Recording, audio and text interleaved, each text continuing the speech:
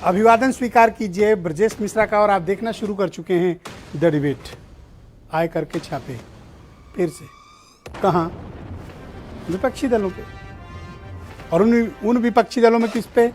जो सी कैटेगरी की पार्टी है, छोटी पार्टियां, 1 सीट 2 सीट पे जो सिमटी हुई हैं, छोटा छोटा दल बनाए हुए हैं, उनके यहाँ छापे। क्यों छापे पड़े? फंडिंग कहाँ से हो रही है, इसको लेकर आज पूरे देश भर में जबरदस्त छापेमारी आयकर विभाग ने किया। आरोप लगाया कि ये लोग को फंडिंग मिल रही है, ब्लैक को वाइट किया जा रहा है। अब असलियत क्या है ये तो बाद में पता चलता है, लेकिन छापे तो हैं। तो इन छापों के पीछे का कारण क्या है, और इस छापे से हासिल क्या हुआ, और ये छापा डालने के मकसद क्या है, इन सब विषयों पर आज हम खुलकर चर्चा करने वाले हैं। बहन भाइयों, आयकर के छापे अब राजनीतिक दलों पर भी आ गए। अब तक तो ये व्यापारी, मीडिया वाले, बिल्डर, ज्वेलर्स और बड़े लोगों, इंडस्ट्रियलिस्ट, बहुत बड़े वालों पे छापा नहीं डालता आयकर विभाग। बहुत बड़े वाले डालने पर फिर आयकर पर छापा पड़ जाता है।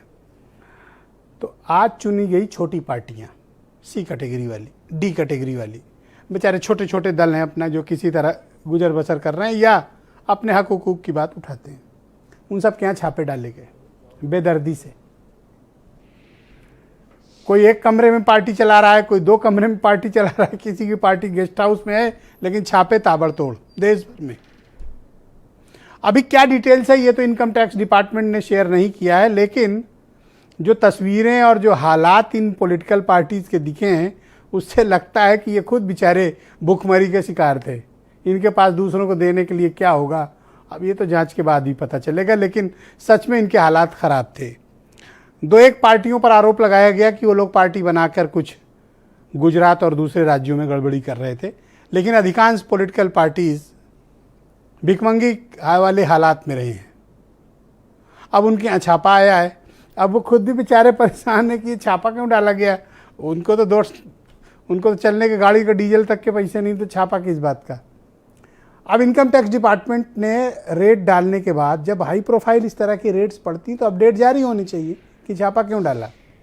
तो अब तक छापे के कोई निष्कर्ष या रिपोर्ट तो नहीं आई, लेकिन विपक्षी दलों में हाहाकार जरूर मच गया है। इन छापों से एक संदेश गया है। संदेश ये कि चंदा दिया तो फिर ठीक बात नहीं है। आज तो इनके यहाँ आए सी और डी में, ए और बी में भी आ सकते हैं। मैसेज यही है। तो अब विपक्ष को पैसे कहाँ से मिलेंगे, बड़ी मुश्किल है। अब विपक्ष को क्राउड फंडिंग में जाना पड़ेगा, जनता के बीच जाना पड़ेगा, क्योंकि अब कोई भी कारपोरेट, इंडस्ट्रियलिस्ट या बड़ा आदमी या मालदार लोग अब थोड़ा पॉलिटिकल पार्टी को नंबर 1 में पैसा देने में थोड़ा झिझकेंगे। कभी भी इनकम टैक्स वाले आ सकते हैं और पूछ सकते हैं, भाई पैसे कहाँ से आए हैं बताओ। तो कौन इस झमेले में पड़े। तो पहले से फंड की क्राइसिस में जूझ रहा विपक्ष, अब इस तरह की नाकेबंदी हो गई सी और डी वालों की, तो संदेशा कहाँ तक आया? संदेशा ऊपर तक आया। किसके लिए? ए और बी कैटेगरी की पॉलिटिकल पार्टी के लिए, कि मुश्किल आपके लिए है। तो अगर फंड क्राइसिस अपोजिशन के सामने आएगी तो अपोजिशन बीजेपी जैसी माइटी पार्टी के सामने कैसे लड़ेगा, एक बड़ा प्रश्न है। तो हमें इसके कारणों को तलाशना होगा, इनकम टैक्स डिपार्टमेंट के छापों की वजह तलाशनी होगी, और इनसे हासिल क्या हुआ इस बारे में खुलकर आज हम डिबेट में चर्चा करेंगे। उत्तर प्रदेश में 24 स्थानों पर छापे, उत्तराखंड में भी छापे, राजस्थान में तो गृह राज्य मंत्री कांग्रेस के, उनके घर छापा, उनका देहरादून में भी प्रतिष्ठान है, वहाँ भी छापा। बताओ पैसे कहाँ से आए। तो अब सबका हिसाब देना पड़ेगा। कुछ बयान सुनिए, डिबेट दिलचस्प है। जी के आने के बाद देखिए, चाहे वो सेना हमारी हो, चाहे हमारी संवैधानिक संस्थाएं हों, जितनी जांच एजेंसियां, वो फ्री हैं। वो अपने हिसाब से कार्रवाई करती हैं और निश्चित तौर से उसी के तहत ये कार्रवाई हो रहा है। उसमें सरकार का कोई लेना देना नहीं। नोटों के जखीरे मिल रहे हैं, नोटों के इतने बंडल मिलते हैं कि उनकी गिनती करने के लिए मशीनें लगवानी पड़ती हैं। ये भ्रष्टाचार की काली कमाई जो लोगों ने दबा करके रखी थी, गरीबों का शोषण करके जो लूट करके रखी थी, इन पर कार्रवाई होना आवश्यक है। और इसी श्रृंखला में इनकम टैक्स, सीबीआई और ईडी के द्वारा लगातार कार्रवाइयां की जा रही है। और इसी श्रृंखला में आज भी कई स्थानों पर देश भर में छापे पड़े हैं, जिससे काली कमाई का पर्दाफाश हो रहा है। 7-8 सालों में भारतीय जनता पार्टी का जो कोष है वो 84 0.87% बढ़ा है। भारतीय जनता पार्टी के भ्रष्टाचारियों के यहाँ पहले छापे डालें, फिर अन्य राजनीतिक दलों के यहाँ छापे डालें, तो अब देश की 130 करोड़ जनमानस आप पे विश्वास कर पाएगी। तो ऑल राइट, आज की परिचर्चा को आगे बढ़ाते हैं। मेरे साथ सैयद हुसैन नकवी, प्रवक्ता हैं राष्ट्रीय क्रांतिकारी पार्टी। इनके यहाँ भी, इनकी पार्टी भी निशाने पर है और छापेमारी इनके यहाँ भी हुई है गोपाल राय के यहाँ। गोपाल राय इस पार्टी को चलाते हैं और सक्रिय नेता हैं, और पिछली बार जब अभी चुनाव हुआ था तो बीजेपी को सपोर्ट किया था गोपाल राय ने, लेकिन उसके बावजूद गोपाल राय के घर, ठिकाना, मकान, दुकान सब जगह मजबूत छापे डाले गए। अब गोपाल राय सर पकड़ के बैठे हैं कि समर्थन तो दिया था, छापा क्यों पड़ गया। तो नकवी साहब बताओ, ये तो आप तो सपोर्ट किए थे भाई, छापा कैसे आपके यहाँ और क्यों डाला गया आपके यहाँ छापा?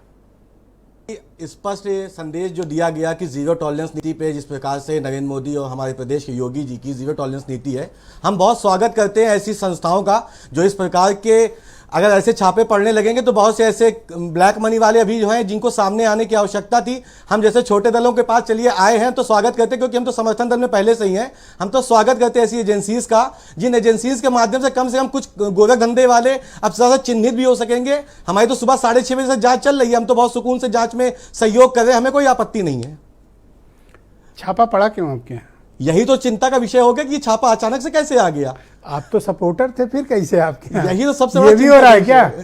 नहीं, अच्छी बात है। मैं तो कहता हूं, मैं तो स्वागत करता हूं, ऐसी बहुत ही अच्छी पहल है ये तो योगी सरकार की। मैं तो बहुत खुश हूं। आपने वो इनकम टैक्स वालों को बताया नहीं कि हम तो पहले से शामिल हैं? अरे साहब, हम दस्तावेज दे चुके हैं, हमारे सारे ITR कंप्लीट दिखा चुके हैं। अब जब जांच खत्म होगी तो आपके पास रिपोर्ट आ जाएगी। हेमंत जी भी सुबह से यही पूछ रहे हैं कि भाई ये तो सपोर्ट किए थे, इनके यहाँ छापा क्यों डाला?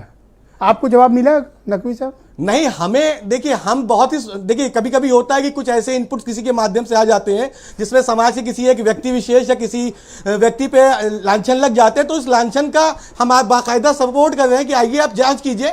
आपका भी स्वागत है, ईडी का भी स्वागत है, CBI का भी स्वागत है। आइए जांच तो कीजिए कि हमारे पास क्या ऐसी ब्लैक मनी पाली गई है। तो सपोर्ट तो किए थे ना बीजेपी? बिल्कुल, अभी भी सपोर्ट में ही है। जाओ करोगे क्या, और विकल्प क्या है? ऐसा कोई नहीं है। देखिए, हम देश हित की बात करने वाले लोग हैं, हमें बिल्कुल स्वागत है, हर तरह की जांच एजेंसी का दिल से स्वागत करते हैं। अच्छा ये बताओ, ये पैसे दे कौन रहा है आपको? यही तो हमको भी पता करना है, ये पैसा दिया किसने है। अच्छा, हेमंत जी कुछ कहना चाहे? हाँ हेमंत जी बोलिए, आप कुछ कह रहे थे। मैं ये कह रहा था कि आपने कितना बढ़िया इंट्रो दिया, कितनी अच्छी डिबेट को ओपन किया। ये तो आते ही सरकारी गवाह बन गए श्रीमान जी, जैसे वादा माफी गवाह होते।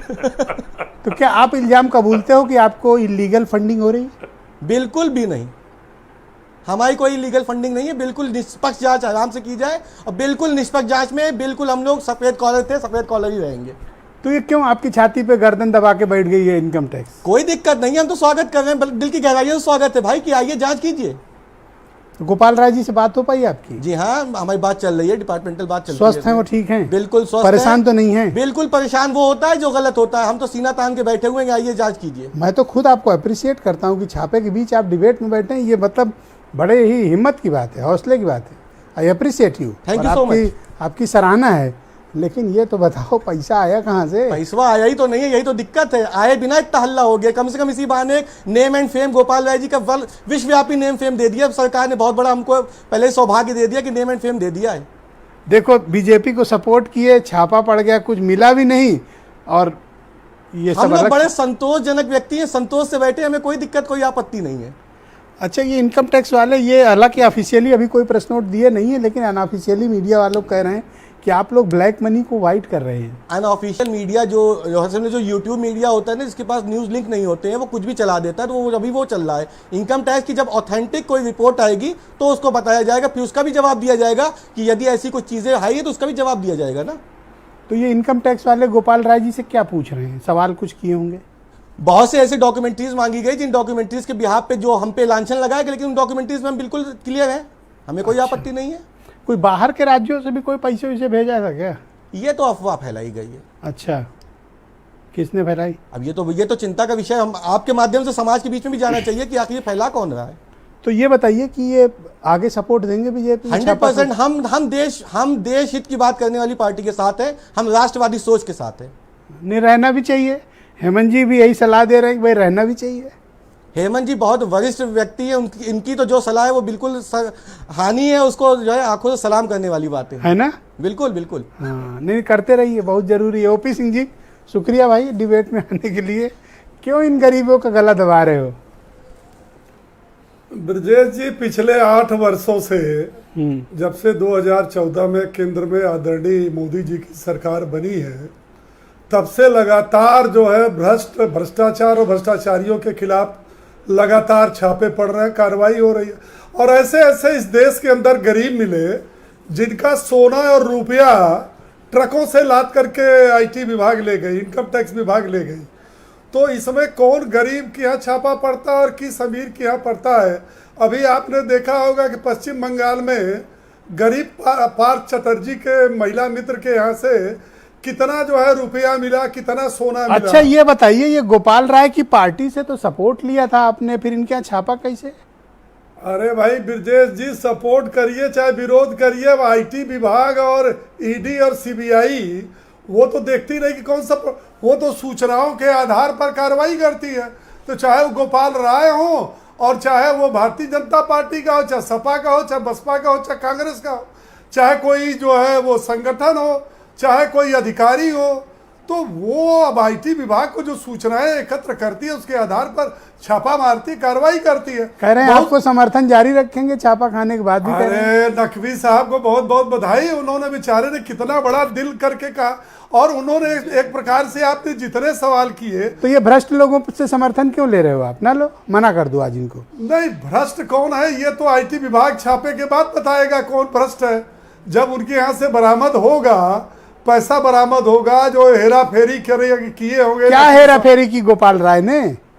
नहीं, ये मुझे क्या पता ब्रजेश जी, और यहाँ आप चैनल पर बैठे हैं, क्या पता है कि गोपाल राय ने क्या हेरा फेरी की? और इस देश के अंदर 100 ठिकानों से अधिक छापा पड़ा है भाई, 12 राज्यों में। गोपाल राय के कितने जगह ठिकाने पे हैं? 4-5 जगह नहीं, हैं नकवी जी। गोपाल राय के प्रति आपकी सिंपैथी है, भगवान करे नहीं, मैं अच्छा बच जाए, लेकिन आप करेंगे क्या? सपोर्ट आप लें, झंडा आप उठवाएं उनसे, और सिंपैथी मेरी बताएंगे। नहीं, मैं देख रहा हूं कि आपको ये जो है नकवी साहब के प्रति काफी संपत्ति है कि इन्होंने बीजेपी को सपोर्ट। अच्छा आप गरिया दो, इनको गरिया दो आप। नहीं, आप गरिया दो इनको। नहीं, मैं क्यों दूं? आप बदला ले लो। लेकिन ब्रजेश जी ये देखिए ना कि गोपाल राय जैसे आज देश के 12 राज्यों में 100 से अधिक स्थानों पर यह छापा पड़ा है। यह छापा बड़े घरानों पर पड़ा है, कई नेताओं पर पड़ा है, कई पार्टियों पर बना है। और आपको पता होगा सुल्तानपुर में भी एक पार्टी है, उसके यहाँ भी जो है करोड़ों के हेरा फेरी के सूत्रों के हवाले से पता चल रहा है। तो ये तो आईटी जांच कर देखिए। ऐसा तो सुल्तानपुर वाले का सूत्र बता रहा है, और गोपाल राय वाले का सूत्र क्या बता रहा है? गोपाल राय का सूत्र नकवी जी ने बताया तो कि अभी जो है अभी कोई स्पष्ट आईटी। अरे भाई नकवी जी ये कह रहे हैं कि मैं आपसे बड़े सिंपैथी रखा हूँ, झंडा तो आप इनका उठाए थे, सिंपैथी हमसे नहीं। झंडा और डंडा। एक सेकंड रुक तो जाओ ओपी सिंह जी, इनसे पूछ लेने दो।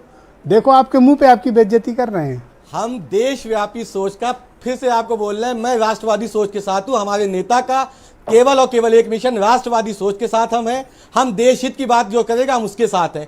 और ये छापे ऐसे 100 छापे और पड़वा दीजिए, हम तब भी जो है बीजेपी के साथ ही समर्थन में है। करेक्ट। कह रहे हैं कि भ्रष्टाचारियों पर छापा पड़ा है, किसी को भ्रष्टाचारी घोषित और ये कह रहे हैं कि अभी कोई जजमेंट नहीं आया है। अभी आशंका के आधार पे एक रेड पड़ी है जिसमें अभी कुछ भी स्पष्ट नहीं हुआ है कि क्यों हुआ, कैसे हुआ, किसके लिए हुआ, अभी कुछ भी स्पष्ट नहीं है। देखिए ब्रजेश जी, नकवी जी ने कितनी अच्छी बात कही है ना कि हम राष्ट्रवादी और अच्छी सोच वाले पार्टी के साथ। जिसके घर छापा डाले और क्या बोलेगा वो? छापा, एक बार और छापा पड़वा दीजिए। ये देश के अंदर जो है और क्या बोलेगा बेचारा? तो गरीब आदमी गोपाल राय तो सब लखनऊ की सड़कों में घूमते रहते हैं, ऐसे ही सबको ही जानता है उनको। ये तो पता कल चलेगा कि कौन सड़कों पर घूमता है और कौन कहाँ घूमता है, और कहाँ से जो है चंदा जो इकट्ठा हुआ और चंदे में टैक्स चोरी हुई है, चंदा हवाला के माध्यम से हेरा फेरी। मैं गोपाल राय या मैं क्या भैया ये तो कह रहे हैं हवाला से माल पीट रहे हो? नहीं, मैं नकवी के बारे में नहीं कर रहा हूँ, क्रांतिकारी कहाँ से पैसे पीट रहे हो ये बताओ? अभी चलो आप खुले, केवल कुछ तो एक खुले। उदाहरण दे रहे हैं, कुछ तो बहुत खुल गए से ये। पार्टियां हैं, बहुत से नेता रुक है, जाओ, आप क्यों नकवी को रुक बार जाओ बार जरा। घेर रहे हैं? अरे भाई आया डिबेट में तो बात तो कर लेने दो नहीं, आप नकवी को ज्यादा घेर रहे हैं भाई। ना।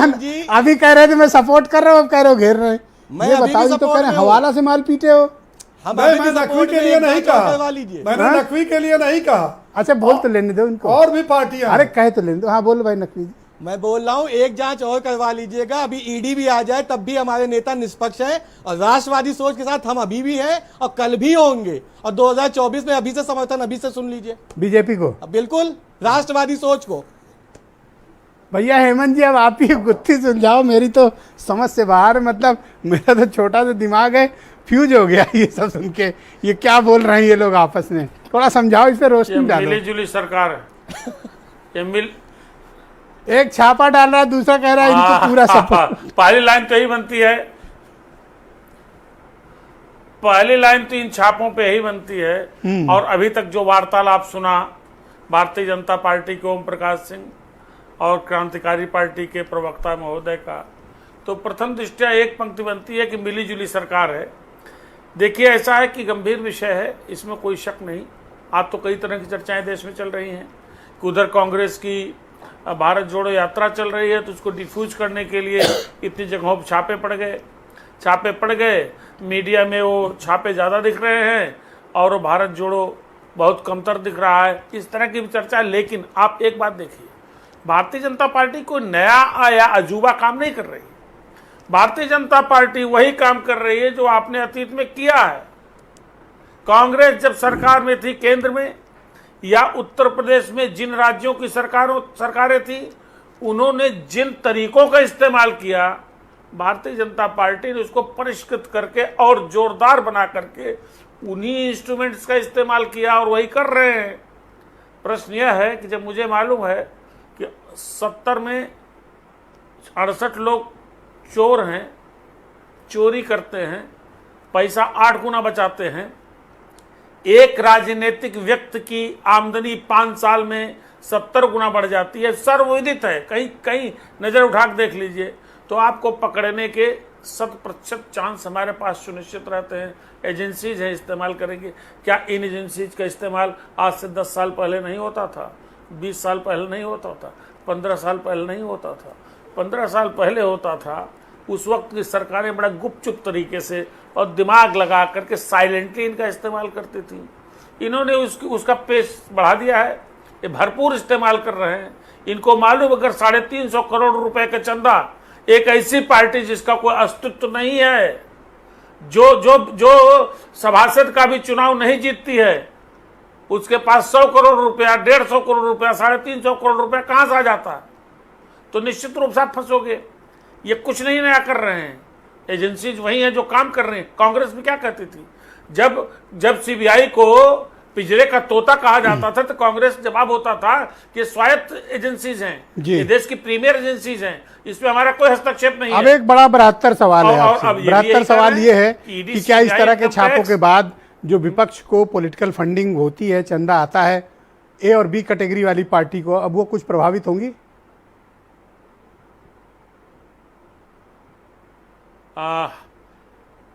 सुनिश्चित रूप से ब्रजेश जी, एक चीज ध्यान रखिएगा, ये चंदा बहुत बड़ी चीज है। इन बिना चंदे के बिना पॉलिटिकल पार्टी सरवाइव नहीं कर सकती है। और जिस पार्टी का आर्थिक आधार कमजोर हुआ, वो पार्टी ध्वस्त हो गई। आप देखिएगा क्षेत्रीय छत्रपों ने क्या किया, क्षेत्रीय छत्र बदनाम क्यों हुए? क्षेत्रीय छत्र चाहे महाराष्ट्र से लेकर के आप उत्तर प्रदेश में आ जाइए या बिहार चले जाइए, इन्होंने क्या किया, इन्होंने पहले अपना राजनीतिक अस्तित्व बड़ा किया, सत्ता में भागीदारी की, पूर्ण रूप से सत्ता हासिल की, और साथ में इन्होंने और तरीके ऐसे अपनाए जिससे इनके पास एक आर्थिक स्रोत बढ़िया हो जाए। जब आपकी पॉलिटिकल हैसियत होती तो आपको चंदा बेहतर मिलता है। 2022 में क्या हुआ? बहुत शुक्रिया। 2022 में हम सब लोग कह रहे थे कि अखिलेश यादव, एक लाइन कंप्लीट कर दूं खाली, हम लोग यही कह रहे थे अखिलेश यादव पैसे से कमजोर हैं। आज हम क्यों कहते हैं चौधरी जयंत पैसे से कमजोर है, इसलिए उनकी पार्टी दूसरे पर डिपेंड है? तो ये चंदा मिलने आपकी है पॉलिटिकल हैसियत पे। थैंक यू हेमंत जी, शुक्रिया। लेकिन अगर चंदे में गोलमोल हुआ है, अगर चंदे तो ये सुनिश्चित रूप से गलत बात है। नकवी जी, आपकी गोपाल राय से अंतिम बार बात कब हुई थी? 6 बजे के आसपास, हाँ?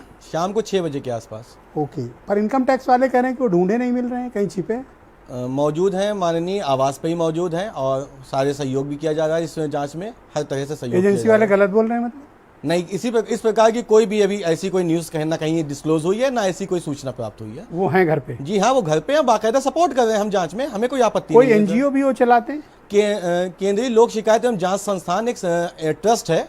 ओके। उस ट्रस्ट के अधीन हम लोग जो लोग पीड़ित होते हैं उनके माध्यम से, उस ट्रस्ट के उसमें माध्यम कुछ से। मीडिया वाले भी डायरेक्टर हैं? नहीं, ऐसा कुछ नहीं है। ओके, अब हेमंत जी पता कर रहे हैं इसके बारे में। कृष्णकांत पांडे जी, नहीं, उसमें हमारी जानकारी में आया है जी। माफ कीजिएगा, 1 मिनट रोक दूं, आपके मेरा नाम का जिक्र लिया है। मेरे संज्ञान में बात आई है कि लखनऊ के ही किसी मीडिया प्रतिष्ठान से जुड़े किसी महत्वपूर्ण व्यक्ति का भी संबंध बताया गया है। अभी इस बात की पुष्टि नहीं हुई है, लेकिन ये बात चर्चा में आई है। अब नाम देखो, इसलिए हम नहीं ऑफिसिंग ले की रहे हैं, बात सही लेकिन निकल आपने रही है, प्रश्न किया, इसलिए धागा मैं बता खुल दूं, रहा कुछ है। ऐसा है। ओके, चर्चा में तो ये भी दिखेगा ना कि 2022 में योगी आदित्यनाथ जी को समर्थन दिया तो कह देंगे योगी आदित्यनाथ जी से हमारे संबंध है। ओके, कृष्णकांत पांडे उत्तर प्रदेश में कांग्रेस कमेटी के प्रवक्ता, ये छापे क्यों पड़ रहे हैं पांडे जी? और तो अब विपक्ष वालों को चंदा देने में तो लोग घबराएंगे फिर तो।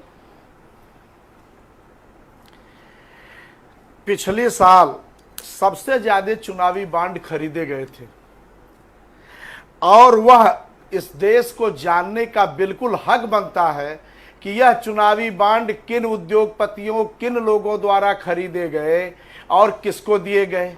लेकिन इसी सरकार द्वारा इसी 8 साल में आरटीआई के दायरे से दूर किया गया इस चुनावी चंदे को। ऐसा क्यों? और पिछले साल जो चुनावी बांड खरीदे गए हैं उसमें 93% एक ही पार्टी को दिया गया है, यानी 93% चंदा एक पार्टी को दिया गया है। निश्चित रूप से वह पार्टी वही होगी जो सत्ता में होगी। आखिर चुनाव आयोग इसका संज्ञान क्यों नहीं लेता है? सारी चीजें जब आरटीआई के दायरे में थी तो इस सरकार को क्या आपत्ति थी, भारतीय जनता पार्टी की इस सरकार को, कि चुनावी चंदे को आरटीआई से बाहर किया गया? क्या इसलिए कि इनके गिने चुने जो उद्योगपतियों हैं, जो उनके समर्पित होने के नाते सबसे ज्यादा चंदा देते हैं, उनका भेद न खुले? यह कौन सी नैतिकता है कि चंदे की धनराशि को छुपाया जा रहा है? चाहे मैं हूं, चाहे कोई अन्य हो, चाहे छोटे दल हो, चाहे बड़े दल हो, यह इसमें पारदर्शिता क्यों नहीं है? लोकपाल के नाम पे 10 साल तक जिस पार्टी ने घेरा मनमोहन सिंह को, आज यह स्थिति हो गई कि पता भी नहीं है आम लोगों को कि इस देश में लोकपाल है भी या नहीं है। जिस तरह से संवैधानिक संस्थाओं को भारतीय जनता पार्टी की इस सरकार द्वारा उनको दबाव में लिया जा रहा है, मुझे कहने में जरा भी संकोच नहीं है कि न्यायालय भी है जिस पर दबाव यह पार्टी या सरकार बनाती है। क्या स्थिति होगी आने वाले दिन में जब विश्वसनीयता समाप्त हो जाएगी? तो आने कोई भी एक पार्टी 100 साल इन सत्ता में छापों नहीं पे रहती खास है। तौर पर क्लास डी, आने वाले क्लास दिन सी, में भाजपा जाएगी, सी हम और डी आएंगे, कैटेगरी कोई की और जो आएगा। पॉलिटिकल पार्टीज लेकिन हैं, अगर इन पर जो छापे चल रहे हैं, इन छापों को लेकर आप क्या धारणा रखते हैं? और छापा तो राजस्थान में गृह राज्य मंत्री पर भी पड़ा है।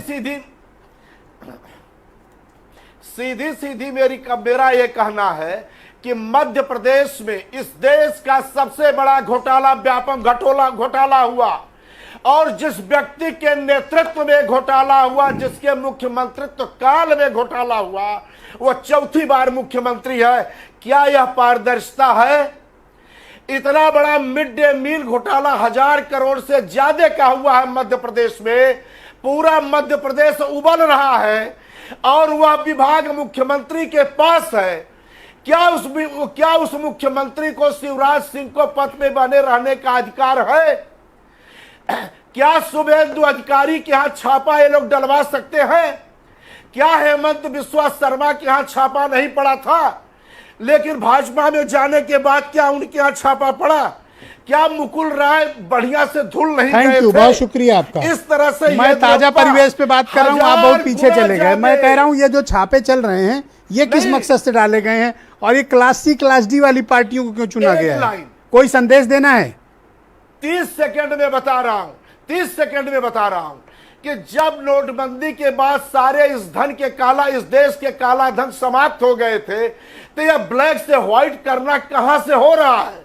यह सारी चीजों लोगों का ध्यान भटकाने के लिए भारतीय जनता पार्टी की सरकार अपनी असफलताओं को छुपाने डॉक्टर के लिए आशुतोष यह वर्मा, सब कर रही है। बहुत शुक्रिया आपका, thank you Pandey ji. Doctor Ashutosh Verma Samajwadi Party के प्रवक्ता हैं। डॉक्टर आशुतोष शुक्रिया आपका। ये छापे चल रहे हैं छोटी वाली पार्टियों के यहाँ, क्यों? ब्रजेश जी, कल मैं गांव में था और ये गांव के आम लोगों के बीच में भाषा हो रही थी कि भारतीय जनता पार्टी, तो गांव में अब एक आम सी कहावत सी हो गई है कि जहां भारतीय जनता पार्टी में अगर जाना है तो सीबीआई ईडीआई से अपने आप जो है सारे केस धुल जाएंगे, और अगर नहीं जाते हो तो सीबीआई ईडी, मतलब गांव के लोगों को पहले सीबीआई पता था, अब ईडी और आईटी भी समझ में आ गया है। मुझे लगता है कि भारतीय जनता पार्टी की ये जो दो कहानियां हैं कि हिंदुत्व का राग अपना अपना, हिंदुस्तान में हिंदू मुस्लिम करवाना और सीबीआई ईडी, ये एक बहुत पुराना कल्चर हो गया और गांव के निम्न लोगों में जो टीवी और रेडियो से दूर भी हैं उनको भी ये बातें आमचाल में कॉमन सी हो गई।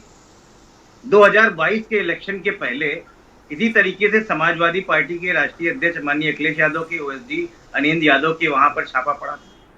छापे की खबर पूरे मीडिया में और अखबारों में बढ़ चढ़ के आई, फ्रंट न्यूज में, लेकिन छापे में मिला कुछ नहीं, इसकी खबर कुछ नहीं आई। और कमोबेश वही हालत मुझे लगता है कि भारत समाचार के ऊपर भी पड़ी, क्योंकि सच दिखा रहा था लेकिन मिला कुछ नहीं, इसकी खबर कहीं नहीं आई। तो अब लोग इस बात में हंसने लगे हैं कि जब भारतीय जनता पार्टी डरती है तो सीबीआई और ईडी को आगे करती है। तो इन तथ्यों में कुछ नहीं रखा है। जब उनको पता चल गया कि जमीनी हकीकत हट गई है, जमीन से लोग दूर हट रहे हैं, लोगों के अंदर परेशानियां बढ़ गई हैं, इनके खिलाफ विद्रोह शुरू हो रहा है, ये तो भाग जाता है ना नेता। पर अभी तो आप इस देर तरीके से की जुड़े ही है, तकलीफें- जो जिनके यहाँ छापा पड़ा है गोपाल राय की पार्टी वाले, उनके प्रवक्ता बैठे हैं नकवी साहब, वो कह रहे हैं कि पहले भी बीजेपी को समर्थन दिया था, ये छापा खाया तो क्या बात हुई, आगे भी सपोर्ट करेंगे? नहीं, मैं तो ये कह रहा हूँ ना, भारतीय जनता पार्टी इस तरीके की जो भी काम करना चाहती है, वो जो जिसको शराब कांड से जोड़ना चाहती है कि कहाँ से पॉलिटिकल फंडिंग हो रही है, ये भी पता चला कि वो एक पार्टी भी चलाते हैं। देखिए ये सब ये भारतीय जनता पार्टी ने बहुत पहले से कर लिया था जी। जब दिवंगत अरुण जेटली जी ने ये रिफॉर्म्स किए थे और इसमें इलेक्टोरल बॉन्ड्स लेके आए थे। आप देखिए 86% जो इलेक्टोरल बॉन्ड है वो भारतीय जनता पार्टी को है। मतलब आप चोरी का पैसा वाइट करके अगर देना चाहते हो तो भारतीय जनता पार्टी ने उसका रास्ता बनाया है। तो भारतीय जनता पार्टी ने कहा है कि तुम मेरे पास आओ। एक सवाल मैंने किया था हेमंत जी से, करता आप भी उस वक्त जुड़े हुए थे, क्या इस तरह की जो कार्रवाई class C class D political parties पे की गई है, क्या इसके जरिए विपक्ष को संदेश गया है कि कोई इनको चंदा ना दो वरना ए और बी वालों पर भी छापा आएगा? नहीं, देखिए पहले तो मैं हेमंत जी की बात सुन रहा तो उन्होंने कहा कि ऐसे पार्टियां खत्म हो जाती है। मैं बहुत छोटा हूं उनके सामने, लेकिन मुझे लगता है इतिहास में ऐसी कोई जगह नहीं। जब इस देश में क्षेत्रीय पार्टियों ने अपना दबदबा दिखाया है तो पॉलिटिकल फंडिंग के दम पे नहीं उठाया। आप देख लीजिए, चाहे क्षेत्रीय पार्टियों, चाहे जब 77 का चुनाव हुआ जनता पार्टी में जनता साथ में खड़ी हो गई तो 392 सीट वाली कांग्रेस पार्टी हवा में उड़ गई। 85 की 85 सीटें उत्तर प्रदेश में जनता पार्टी, कौन सी पॉलिटिकल फंडिंग हुआ करती थी उस समय भी? कई वो लोग बोलते थे बड़े बड़े फंडिंग माननीय इंदिरा गांधी जी के साथ में थे, कहीं कुछ नहीं हुआ। जब यहां पर आ रहे तो कौन सी इन छापों का इम्पैक्ट क्या मानते हो आप? कोई नहीं, जीरो? कोई मतलब नहीं है। ये छाते डराने के लिए, धमकाने के लिए तरीके हो सकते हैं, अरे लेकिन जनता के बीच बेचारे में सपोर्ट कह रहे हैं, पहले भी दे रहे थे भैया, आगे भी सपोर्ट देंगे। जनता के बीच में काहे गलत आवाज दे रहे हो? बताओ भाई, मैसेज बहुत नकवी जी ये बताओ जी, बहुत साफ आपको मैसेज है। फंडिंग होती कहाँ से, थोड़ा स्रोत बताओ। हमारे पास कोई फंडिंग नहीं होती है। इनकम तो टैक्स की कैसे टीम पार्टी आई हुई चलती है आपकी? इनकम टैक्स की टीम थोड़ा आई हुई सिस्टम है बताओ हमें ना। इनकम टैक्स की टीम आई तो हुई है, अब वो आपको विवेचना निकाल के देगी, उसमें निकलेगा 0/97। अरे हमको तो हमारी नहीं दी तो आपकी कहाँ से? 0/97 हमको हमारी नहीं दी तो पता है हमने क्या किया, हाईकोर्ट गए, हाईकोर्ट वालों का जज साहब से पूछा भाई लाओ डिटेल, स्टे है हमारा केस तो पूरा। देखिए बिल्कुल स्पष्ट है कि जांच एजेंसी हमको का हमारी स्वागत सूचना नहीं दे रहे हैं, जांच कहाँ से हम ले आएंगे? जांच एजेंसी का स्वागत है। गोपाल राय जी की तरफ से मैं आश्वासन दे रहा हूं, मुझे केवल पुनः आके जांच एक कर बात लें। बताओ जो इम्पोर्टेंट बात है, जी हाँ, मतलब सीरियस इशू है। आप लोग कैसे पार्टी चलाते हो? मतलब जनता से चंदा लेते हो, इंडस्ट्री वालों से लेते हो, व्यापारियों से हमारे लेके अपने कारपोरेट- हमारे पास अपने कार्य करने के लिए हमारे पास अपने कार्यकर्ता हैं जो सक्षम है, वो अपनी सक्षम अपनी क्षमता के अनुसार मतलब जो क्राउड सहयोग हो फंडिंग सकता लाते है। हो, जनता से लाते हो पैसा। हमारे जैसे कुछ कार्यकर्ता हैं, कुछ ऐसे हैं जो अच्छी हैसियत रखते हैं, वो किसी ने अपनी पार्टी की तरफ से झंडा दे दिया, किसी ने पार्टी की रैली में वो करवा दिया, किसी ने भोजन की व्यवस्था करवा दी, ये तो ऐसे ही होता है। इसको तो एक्सप्लेन करना बड़ा कठिन होगा इनकम टैक्स के सामने। इनकम टैक्स को हम लोग बहुत स्पष्टता इसको बता देंगे, बता दिए। बिल्कुल हर चीज हम लोग कागज के आधार पे करते हैं, हवा में कोई हमारे क्या हवा में काम नहीं, हर चीज का हमारे पास बिल नहीं, अपडेटेड है। जिस तरह आप बोल रहे हो उससे लग रहा है कि मतलब ठीक है नहीं, बिल अपडेटेड है ना? बिल अपडेट है, और एनजीओ वाला भी अपडेट है? बिल्कुल ओपी सिंह 100% पूछ रहे थे कि एनजीओ वाला भी बता दो। 100% अपडेटेड है। ओके बीरेन जी, बहुत शुक्रिया आपका। ये बेचारे छापा खाए हैं, कुछ बताओ इनका क्या है मामला? बिल्कुल, ये बड़ा आश्चर्य की बात है कि गोपाल राय की पार्टी पर छापा पड़ा है और उनके प्रवक्ता सरकार का समर्थन कर रहे हैं। बस यही नहीं, इतना नहीं बचा कि ये कार्रवाई का समर्थन और कर देते। नहीं, कर दिया है, छापा स्वागत ठीक किया पड़ा है, किया है स्वागत। कहा हम पर ठीक छापा पड़ा पड़ा, है। खुशी हुई। और भाई इतना तो शादी ब्याह में भी लड़के के लोग नहीं खुश होते जितना इनके यहाँ पार्टी के छापा में खुशी है। ये कह महिला रहे हैं ऐसा- इसी बहाने इज्जत तो बढ़ी, नाम तो आया, लोगों ने समझा कि गोपाल राय का माल है। देश में शायद ही कोई ऐसी पार्टी अब तक होगी जिसने इतना खुशी जताई हो छापा पड़ने पर, तो ये तो बड़ा आश्चर्य की बात है। लेकिन चलिए, एक बात तो साफ हो गई कि छापा पड़ने के बाद भी लोग बीजेपी में रहने के तैयार हैं।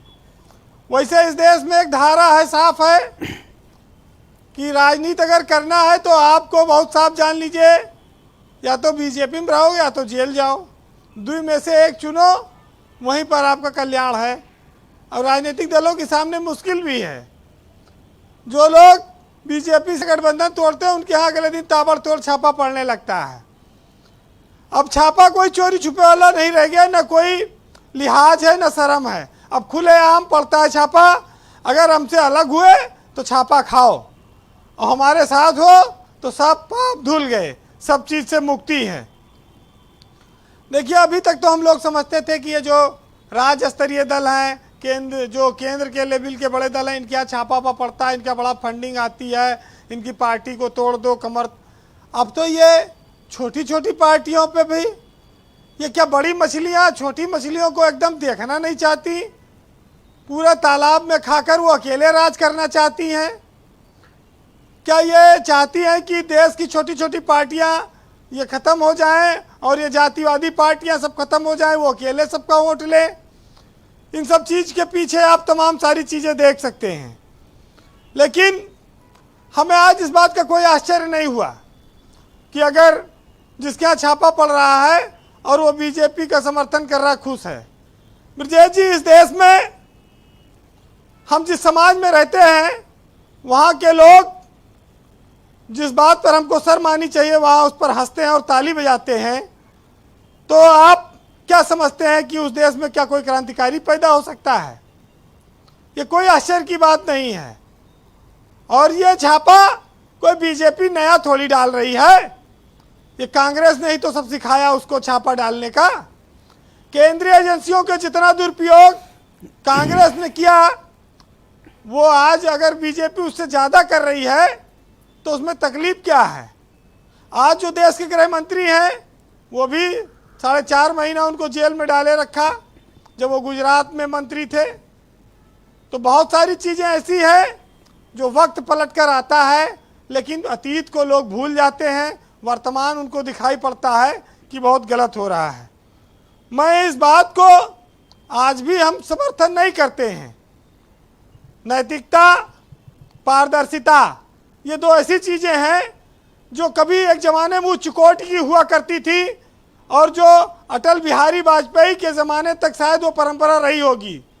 उनके बाद की जो राजनीति है, सियासत है, जो पीढ़ी के नेता आए, अब वो सब चीज़ें बहुत बदल गई हैं। तो ये चीज़ें अब रही नहीं। लेकिन कुछ लोग ऐसे हैं जो दर्द में भी मुस्कुराना जानते हैं। वहाँ पर गोपाल राय की पार्टी को हम समर्थन करते हैं अगर वो ऐसा कर रहे हैं। ब्रजेश जी, लोग सवाल करते हैं भाई विपक्ष पे ही खाली छापा पड़ता है, बीजेपी के लोगों पे पड़ता नहीं है। इसका जवाब नहीं आता, क्योंकि बहुत सारे काम होते रहते हैं। बीजेपी एक बहुत बड़ी पार्टी है, कहते हैं 20 करोड़ तक के कार्यकर्ता हैं इनके पास, लेकिन एक भी कार्यकर्ता दागी नहीं है जिसके यहाँ कोई छापा पड़े। तो ये सत्ता में साथ रहने का फायदा है और सत्ता के खिलाफ जाने का क्या नुकसान है, आप इसको इस तरह से भी देख सकते हैं। लेकिन जरूरत इस देश में है कि ईडी और सीबीआई एक छापा गरीबों के घरों पर भी मारे और ये देखे कि वो अपने इस गरीबी में, गुर्बत में कैसे अपना घर चलाते हैं, अपने बाल बच्चों को पढ़ाते हैं, कैसे अपना जीवन यापन करते हैं, क्योंकि इस देश में बहुत बड़ी संख्या में गरीब लोग रहते हैं। हमारे यहाँ ब्यूरोक्रेट्स भी बहुत हैं, विधायक और मंत्री भी बहुत हैं जिनके पास बहुत पैसा है, उनके यहाँ भी छापे की ज़रूरत है, वहाँ भी छापा पड़े। जैसे PWD हो गया, GST विभाग हो गया, अरे काय RTO मारे हो डाल गया, रहे हो गरीबों को वीरेंद्र सिंह, RTO हो गया, तमाम रहने सारे दो, बस करो। विभाग हैं, सिंचाई हो गया, जी खा रहे हैं, जलशक्ति हो उनके गया। पीछे पड़ गए आप लोग। तो भाई बहुत सारे अधिकारियों से सरकार कहती है भाई आप अपनी आमदनी घोषित करो, लेकिन घोषित नहीं करते।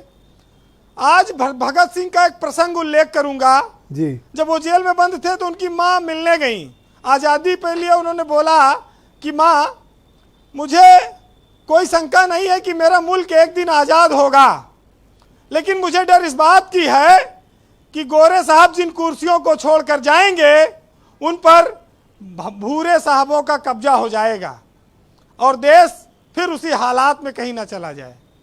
भगत सिंह ने अपनी माँ से बात कही थी। जी। लेकिन आप जानते हैं कि हम लोग जिस व्यवस्था में हैं, जिस खेल में ये चल रही चीजें, इसमें सबकी बारी आनी है, बारी बारी से आनी है। अरे पर बस इस तरह ये कि नाम वक्त- ना बताओ कि इस विभाग में, उस विभाग में, बेचारे अब ठीक है, सबका घर मकान दुकान चल रहा है, चलने दो।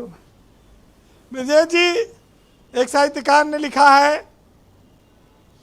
कि कलम सुहागन बनी हुई है सत्ता के गलियारों की, और चांदी ही चांदी दिखती है नेताओं के यारों की। एक तरफ सैनिक बेचारे मारे जाते हैं सीमा पर, और संसद बस्ती बनी हुई है कुर्सी के बीमारों की।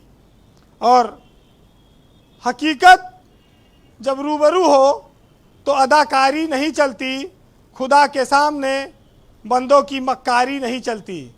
और तुम्हारा दबदबा खाली आ रहा हूँ तुम्हारी नकवी साहब, आप ही के पास आ रहा हूँ। खाली तुम्हारी जिंदगी तक है, और किसी की कब्र के अंदर जमींदारी नहीं चलती। बहुत शुक्रिया आपका वीरेंद्र जी। हाँ बताइए भाई नकवी साहब, आपको कोई मैसेज आया लग रहा है, जो बताइए। खुशी है वो शिकन इस चीज का नहीं है, क्योंकि हम कहीं से आरोपी नहीं है। हमारी जो चेहरे पे जो खुशी आप देख रहे हैं, जिसपे आपको बड़ा शौक लग रहा है, ये खुशी इस चीज की है कि हम कहीं से आरोपी नहीं है। हम इनकम टैक्स का स्वागत इसलिए कर रहे हैं क्योंकि हम कहीं गलत नहीं है। हम ईडी को भी बुलाना चाहते हैं कि वो भी आके जांच कर ले, क्योंकि गोपाल राय एक ऐसी स्वच्छ छवि का नेता है जिसपे 151 का एक चालान भी नहीं किसी है। को भी शौक नहीं लगा है, लोग थोड़ा अचरज कर रहे हैं। छापा खाने के बाद भी पूरी ताकत से जो झंडा उठाए उस पे लोग बिल्कुल हैरान हैं। झंडा उठाऊंगा, क्योंकि राष्ट्रवादी सोच के साथ हाँ, हैं गोपाल राय जी। ये बात गोपाल है। राय जी देश हित के साथ हैं, गोपाल राय जी समाज हित के साथ हैं। और इस चेहरे पे शिकन इसलिए नहीं है क्योंकि हमारे गोपाल राय पे एक आरोप न कभी लगा अच्छा, है, कुछ- और ये भी साबित हो जाएगा कि निष्पक्ष जांच अगर होगी तो। आप एक एनजीओ बता रहे थे, कई एनजीओ बता रहे हैं इनकम टैक्स वाले। उस जो बिल्डिंग है उसमें कई एनजीओ के ऑफिसेज हैं। ओके, वो उनकी नहीं है। नहीं, केवल संस्थापक सदस्य, केवल संस्थापक राष्ट्रीय क्रांतिकारी समाजवादी पार्टी के अध्यक्ष है एवं केंद्रीय लोक शिकायत जांच संस्थान के चेयरमैन है।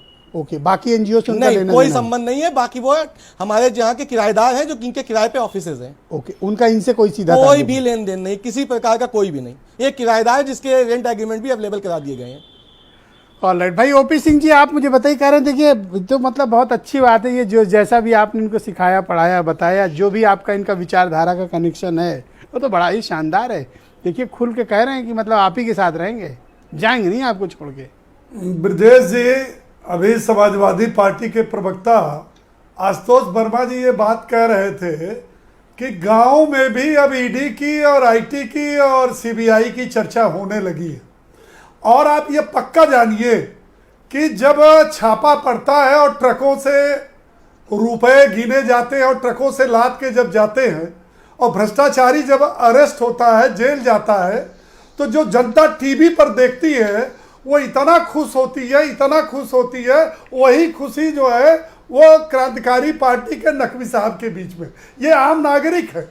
इनको गोपाल राय कहां से फंडिंग करते थे, कहां से चंदा लाते अभी तो थे? आप मेरे ये ऊपर तो- आरोप लगा रहे थे कि आप सिंपैथी ना, रख ना, रहे हो। देखिए वो एक आम नागरिक के हैसियत से बोल रहे हैं, वो विपक्षी पार्टी के वो सदस्य नहीं है कि अगर इत्र वाले मित्र की यहाँ अगर 250 करोड़ मिलता है तो खुलेआम उसके पक्ष में कुछ लोग खड़े हो जाते हैं। तो ऐसे नहीं है, वो 250 करोड़ मिले चाहे 380 करोड़ मिले। अनवर साहब ने विजय, कहा कि आऊंगा। मैं राष्ट्रवादी आशुतोष जी, वेट पार्टी, करिए। राष्ट्रवादी सोच और देश हित में काम करने वाले पार्टी के नहीं, ये तो पहले से बेचारे राष्ट्रीय लगाए बैठे हैं अपनी पार्टी के नाम के आगे। नहीं तो वो तो कह रहे हैं बेचारे कि जांच हो रही है, जांच हो। और वो क्यों कह रहे हैं? जितने लोगों के खिलाफ इस देश के अंदर अब तक आईटी ने, ईडी ने, सीबीआई ने छापा मारा, यही तो पूछ रहे हैं कि भैया हमने तो किराए पे दिया था, हमारे यहाँ छापा काहे डाले हो? क्यों, यही सवाल है ना। नहीं वो तो आईटी से पूछे ना, ये आईटी विभाग से पूछे। ये भारतीय जनता पार्टी का प्रवक्ता नहीं बता सकता। वो आईटी विभाग से पूछिए कि हम बहुत गरीब हैं, या हमारी जो पार्टी राष्ट्रीय स्तर की पार्टी एक कार्यालय में है, और अगर मान लीजिए 300 करोड़ चंदा आता है एनजीओ के माध्यम अच्छा, से। ये आप तो तो विधानसभा के चुनाव में सपोर्ट किए थे, तो इनको बदले में आपने क्या दिया था? हमने क्या दिया? ये दोनों सपोर्ट किया। ये तो बेचारे खुद कर रहे हैं। बेचारे? तो राष्ट्रवादी पार्टी बेचारे? नहीं, राष्ट्रवादी पार्टी और राष्ट्रवादी सोच के साथ है। सवेरे 6 बजे से उनकी छाती पे इनकम टैक्स वाले चढ़े बैठे हैं, आप बता रहे हो बेचारे हैं और हमें सपोर्ट कर रहे हैं। भाई कहाँ नकवी जाए? साहब तो खुश हैं कि कुछ नहीं मिला, तो वो तो सोच रहे हैं कि हमको क्लीन चिट मिल गया,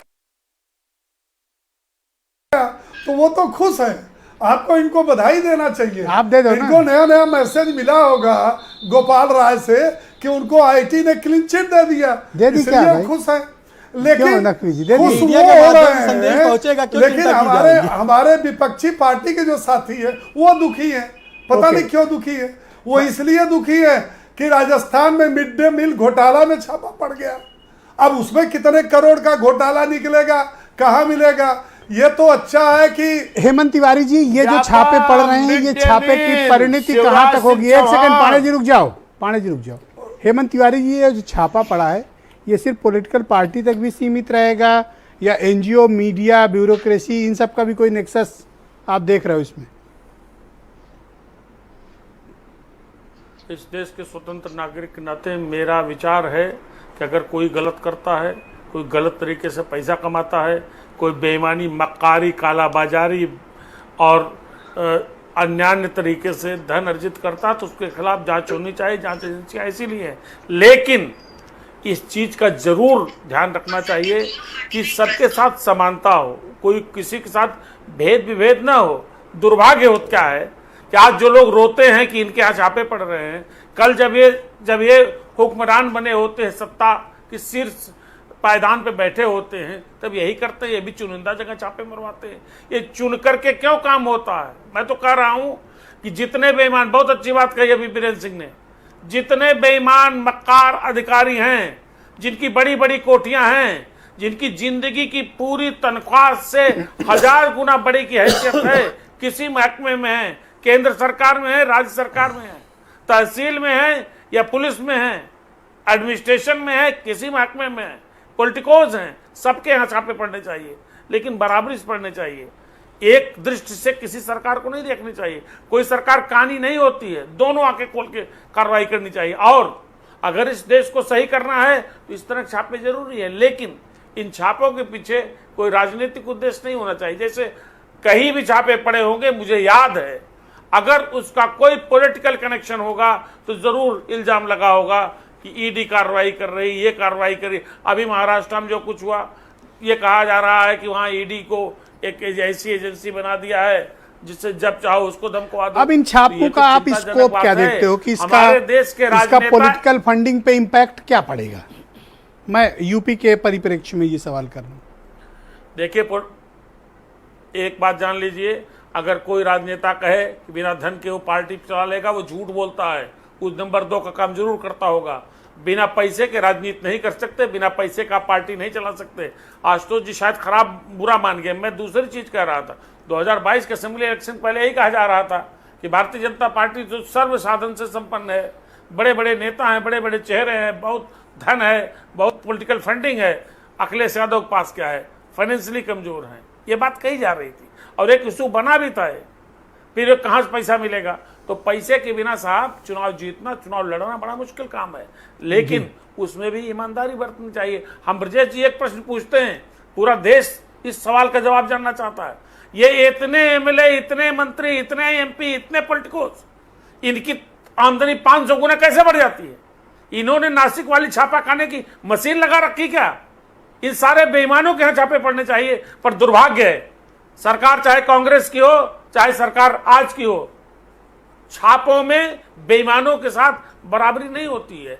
बेईमानों के साथ बराबर की कार्रवाई करने की जरूरत है। अच्छा एक चीज बताइए, अभी आपने किसी का नाम लिया, सुल्तानपुर की एक पार्टी है, अभी चर्चाएं हो रही है कि कुछ कई 100 करोड़ रुपए इसका, मुझे एग्जैक्टली नहीं पता है, वो तो जब डिटेल्स आएंगे पता लेंगे। लेकिन अगर ऐसा है तो ये कौन सी बुराई है? ऐसे लोगों की जांच होनी चाहिए।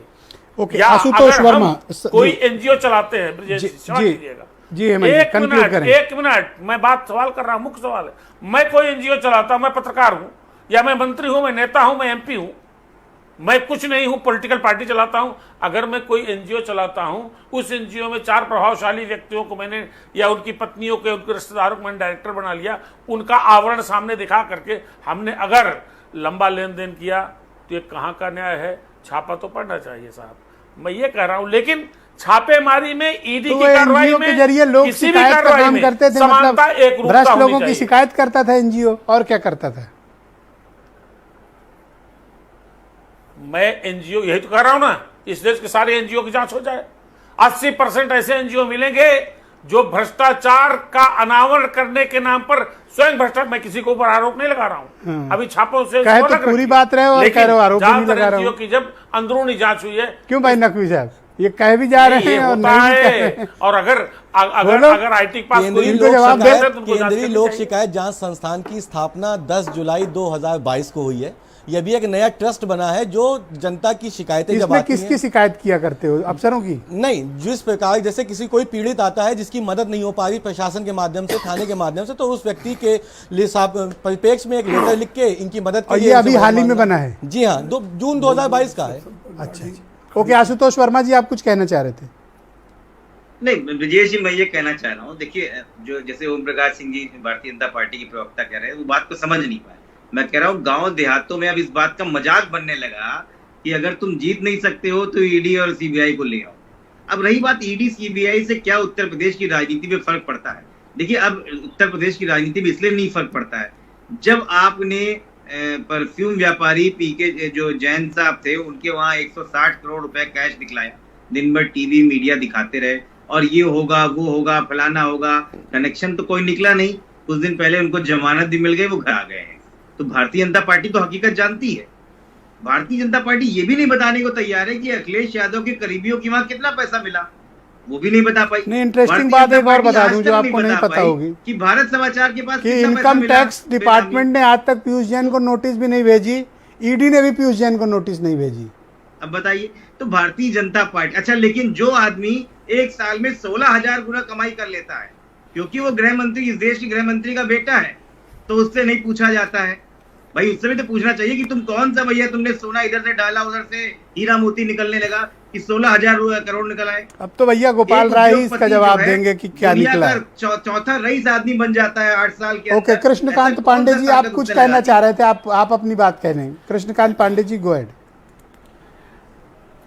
अभी एक सवाल कर रहे थे हमारे बड़े भाई आदरणीय हेमंत तिवारी जी, कहे कि कांग्रेस के समय में सब हो रहा था। भाई वो अनुभवी हैं, उनकी जानकारी पे मुझे कोई चैलेंज नहीं है, लेकिन कांग्रेस ने, इतना कहना चाहूंगा, कांग्रेस ने इन संवैधानिक संस्थाओं को कभी अपना फ्रंटल संगठन नहीं बनाया, इन पर नाजायज दबाव नहीं डाला।